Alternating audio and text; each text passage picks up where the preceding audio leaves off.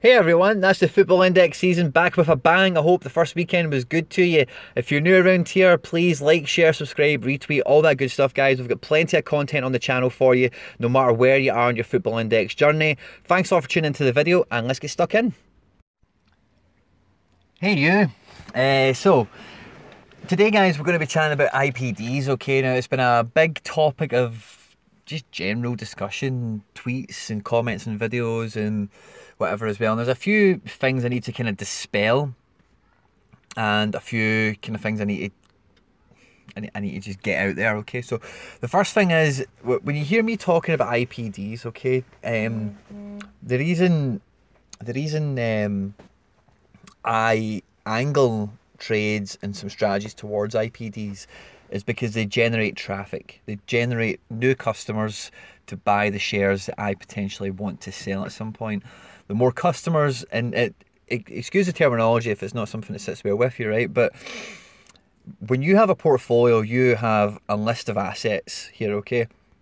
And you can think of them in any way you possibly want to, okay? But at the end of the day, you have an asset that at some point you will want to sell to somebody. When you sell something to somebody, they become, in essence, your customer, right? So what is going to drive their value? What is going to make somebody want to buy that off you at the price you want to sell it at, okay? Now, IPDs, if you're new around here, it's in-play dividends, and it's at the very bottom of the screen right now. If you're just watching it in a little YouTube thing, you'll need to expand to go maximum screen, I think, to fully see it. But your players, your holds, your shares are eligible for this extra dividend for the first 30 days that you own that share, player, position, future, whatever. No one, guys, that plays Football Index or gambles or invests, whatever, believes that IPDs will make you rich or make you lots of profit, okay? There's a few different ways you can look at an IPD, okay? Now, for me, it is about generating traffic. It is about controlling interest around the player, and there's a lot of great examples that we can touch on and we'll come to as we go through, okay? So the first kind of way you want to think about IPDs, or the way most people, or I say most, the way some people will think of IPDs is a discounting system, okay? So if you look at any match that we had over the weekend, right, and let's say you're eyeing up a player, it might be, I want to use somebody cheap as a good example. Oh, I think I just seen Mariano. Did I just see Mariano? I see Falcao there. Let's just even use Belotti, right?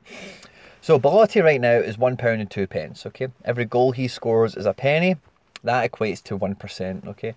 So the way some people look at IPDs is a discounting system. So they're like, right, okay, I'll buy Andrea Belotti now for £1.2, and over, I've not looked at Torino's fixtures, but let's just have a look at them. Over the next 30 days, I forecast he could net me roughly, I'll just give you an arbitrary figure right now. Let's say 4 goals and maybe 2 assists, right? This is the kind of thing you may forecast. So that equates to 6 pence. My initial outlay is basically £1, so that equates to just under 6%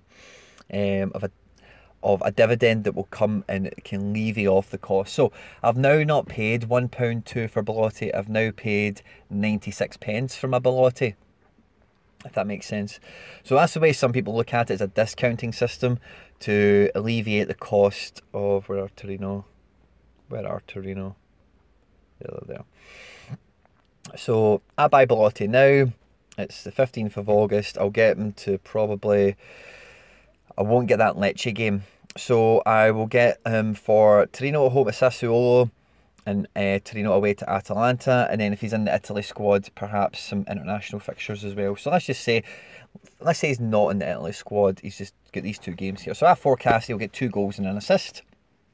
And that will be 3 pence in dividends, which means I have now discounted the price of him from £1.2 to 99 pence. And then any future, or any capital appreciation going above and beyond that, or any match day dividends he wins for best forward or star man or media or anything like that, are still there to be had over the next 6 months, 1 year, 2 years, 3 years, whatever your strategy is towards them, okay? So that's the first way to look at it, is like a discounting system, okay? Now, some people will use that live within a match, okay? So you maybe have somebody who you're looking at and you're thinking, oh, I don't know about Giroud, should I buy him, should I not? You see he's in the starting lineup, and then naturally there will be a drive of traffic towards players in big teams and big leagues when they start a game, because people are buying in the anticipation that they might score a hat-trick, or they might do well. Okay, so when that goal goes in, boom, he started, let's say he gets to 70 pence, he then scores. Within probably, let's say, a minute of him scoring, if he was 70 pence, him to be 74 pence is not unimaginable. So if you're catching him somewhere in that rise, let's say between 70 and 74, let's just say pick him up at 72 pence, you've then got a goal in the bag already, because you can buy them up to midnight that day to capture that IPD. But obviously you want to be getting on as cheap as possible to sell for as high as possible. That's the name of the game. So I've now picked him up at 72 pence. I also have that 1 penny discount in the bag. He's just scored a goal. If he was in it going to get another goal, or a goal and assist additional to that first one, then again you're discounting that further.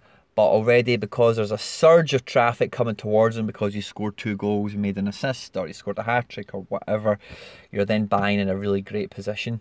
Okay, so that's the first way that some people will look at IPDs, okay, as a discounting system against the actual price that you see there, okay.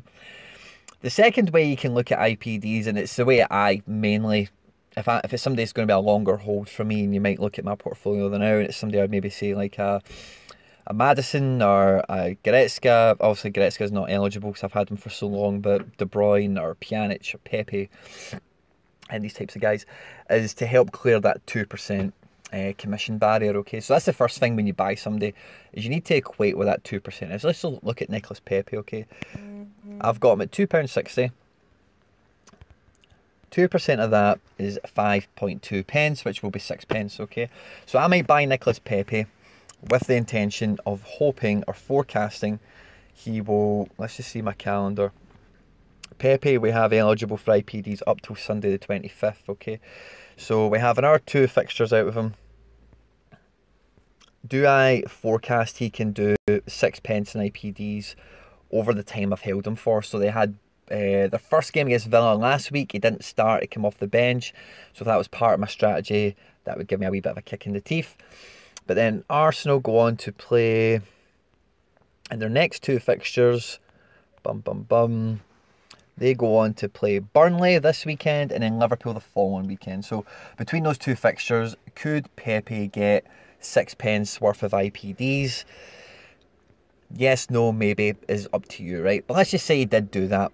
That then means I've now got my Nicholas Pepe, and this is all the same numbers, guys, but it's just about how you strategize your purchases and how you levy the IPDs against your hold and your profit margin, etc. Right? So you might have Nicholas Pepe at £2.60, just like me, and he's eligible for IPDs. If he gets 6 pence of dividends, or IPDs, I beg your pardon, then that means you can look at all of your capital appreciation. You see up there 6.9%. You can look at all of that as clean profit, because the IPDs have paid you the money you'll forfeit in the end for your commission. Okay, and that is probably the main way I'd probably say most traders use them as. Okay, what it also does is it adds towards your dividend column. Okay, so some people out there will buy and trade on IPDs. I'd probably say this is going to be a very small minority, for the vanity of pushing up their dividend category, so that when they're putting screenshots on Twitter or, you know, whatever, it makes them look like they're pulling in lots of dividends, you know, whereas they might just be buying. And you could buy somebody today, you could buy Raheem Sterling, right? Scored a hat-trick at the weekend. You could buy Sterling with that hat-trick already in the bag when he was like, I don't know, probably about the £6 mark, right? And he's earned you 3 pence in dividends. Doesn't do a lot, right? Doesn't even really push out the boat towards that 2% threshold. And then people might change their mind and sell them the next day. They've lost money on that trade, but they've now got an extra 3 pence per share. And depending on how many shares you're talking about, that'll add towards your dividend column. So some people are maybe naive when they do that, or they've got more money than sense. It's a very small minority, okay? But the way I would always encourage IPDs to be thought of and to be used or utilised, kind of like my first one I was chatting to you about there in terms of discounting the price is a great one.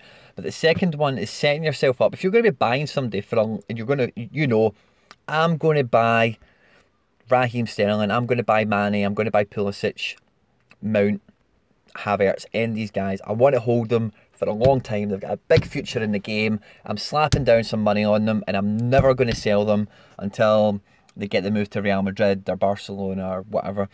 Then what you want to be trying to find is a key point where you can buy them with a great set of 30 days in front of them. So let's just look at Kai Havertz, right? Just 'cause I love the guy. And after I spoke about him in the last video, he's up from like £3.50 up to plus £4 now, which is always nice to see that we chat about people in the videos who do well. So let's just say you bought Kai today, 15th of August, okay? You'd get him, oh, would you get that Dortmund match? Let's just say you do, right? You may or may not, right? But let's just say you would, right?